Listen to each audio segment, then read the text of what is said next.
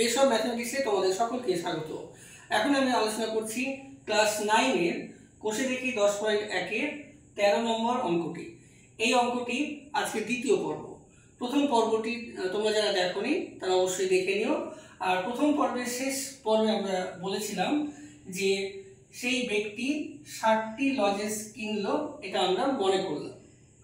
এবার তারপর থেকে আলোচনা করি।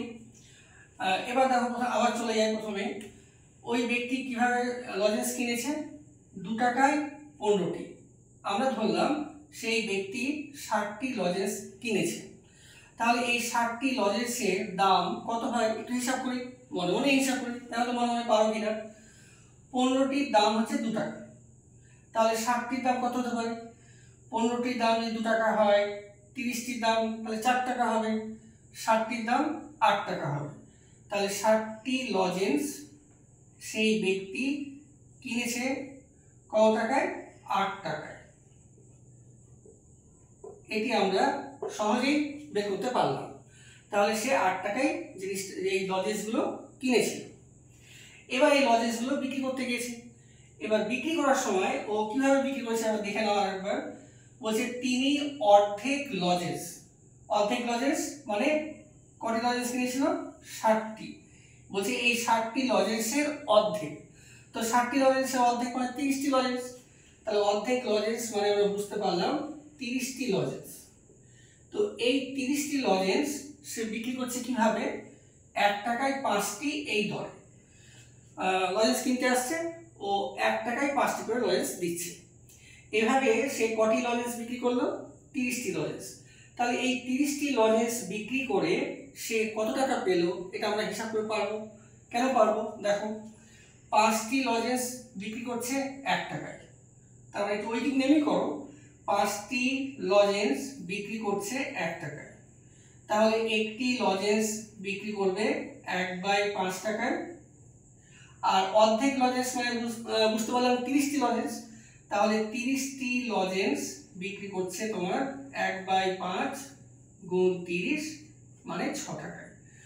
তো এটা ঐকিক নামে না করলেও হবে, আমরা দোকানদাররা কিন্তু এটা মুখেই বলতে পারবে, তোমরাও বলতে পারবে। তো বুঝলাম আমরা 30টি লজেন্স সে 6 টাকায় বিক্রি করলো, তাহলে 6 টাকায় বিক্রি করলো। এখনো কিন্তু লজেন্স কিন্তু আছে। এখন কত লজেন্স আছে? এখনো 30টি লজেন্স আছে। কেন?